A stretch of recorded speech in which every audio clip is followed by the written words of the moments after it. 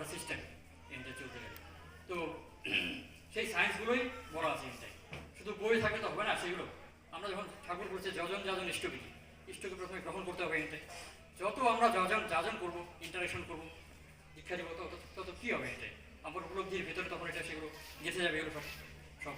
তারপরে কী হবে, ধীরে ধীরে আরও ভালো করে রিয়েলাইজ করতে হবে, সেগুলো প্র্যাকটিক্যাল করার ব্যাপার আছে এগুলো সব। হ্যাঁ, বইয়ের মধ্যে সীমাবদ্ধ থাকবে না, যত প্র্যাকটিক্যাল করতে পারবো আমরা এটা, তত আমাদের সিস্টেমগুলো চেঞ্জ হতে থাকবে এইটা। হ্যাঁ, নামই হলো সৎসঙ্গ, আর সৎ চারদিকে ভরে গেছে অসৎসঙ্গ। এইটাই সৎসঙ্গের কাছে না আসলে তো সৎ হতে পারে না এটা। যত আমরা যাজন করবো, আমাদের সাইকোলজিক্যাল প্রোগ্রামিং, আমাদের সঙ্গ টোটাল চেঞ্জ হতে থাকবে সব। এইটাই সত্যানুসরণে, যদি সত্যানুসরণটা 2 মিনিট করে পড়া হয় বা 5 মিনিট করে পড়া হয় একটা বাড়িতে প্রার্থনার পরে, সেই বাড়িটা অটোমেটিক চেঞ্জ হতে থাকবে আনকনসিয়াসলি। সব কিছু কনসিয়াসলি এফোর্ট দিয়ে কিন্তু হয় না এটা, আনকনসিয়াস চেঞ্জ হতে, ভেতর থেকে চেঞ্জ হতে থাকবে এইটা করে। ইষ্টকে সৎনাম মনন করো, সৎসঙ্গের আশ্রয় গ্রহণ করো, আমি নিশ্চয় করে বলছি তোমার উন্নয়নের জন্য ভাবতে হবে। এই যে গ্যারান্টি দেওয়া কথা, কোথায় বলতে হবে, কোথাও কোনো সায়েন্টিস্ট কোথাও বলতে পারবে এগুলো যে এটা এটা আমি নিশ্চয় করে বলছি তোমার উন্নয়নের জন্য ভাবতে হবে না এটা।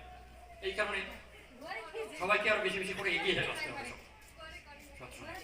তো আমরা কিছুদিন আগে আসছিলাম এটা, এবার কি আসছিলাম এটা আমাদের রুজান অনুষ্ঠানের ব্যাপারে। তো প্রচণ্ড আমার ইন্সপিরেশন লাগছিল সেদিন এইটাই ঘুরে। তো যে উঠতি যে ছেলে মেয়েগুলো, তাদেরকে কিন্তু এই সৎসঙ্গের দিকে আরও বেশি বেশি আকৃষ্ট করেছে, তাদের ধরিয়ে দিতে হবে। নলে শুধু পড়াশোনা দিয়ে, ডিগ্রি দিয়ে, এমএসসি এমটেক কোনো পাস করে তারা কিন্তু তারা কিন্তু লাইন পাবে না, জীবনের লাইনটা পাবে না। এটা সম্ভব না এটাই। হ্যাঁ, এটা একমাত্র সৎসঙ্গে কাজে থাকে, ইন্টারাকশনে থাকে, তবেই কিন্তু সেটা সম্ভব এক্ষেত্রে। তো এর টোটাল সায়েন্টিফিক প্রসেসটাই বলা আছে সব। এই সায়েন্সের এক্সিকিউশনটা খুব প্রয়োজন। হ্যাঁ, শুধু বইয়ের মধ্যে থাকলে হবে না, যেটা আমি বারবার বলতে চাচ্ছি এতে। আর আর কি হয়, যখন আমরা ইষ্টবিধি করি তখন ঠাকুর বলছেন যে কনসেন্ট্রিক লাইফ, কনসেন্ট্রিক। আমরা যদি একটা চাকা যদি ঘোরে সাইকেলে, হ্যাঁ, তার কিন্তু একটা অ্যাক্সেল থাকে। একটা যদি আজকে পৃথিবী সূর্যের চাঁদিয়ে ঘুরতেছে, তার কিন্তু একটা সেন্টার থাকে এটাই। সেই আমরা সৌরজগৎ থেকে ধরে যদি আমরা একটা ছোটো একটা অ্যাটম নেই, পরমাণু, সেইটা দেখবো যে এটা কী আছে, একটা কিন্তু নিউক্লিয়াস আছে, তার চারদিকে ইলেকট্রনটা করে এটা।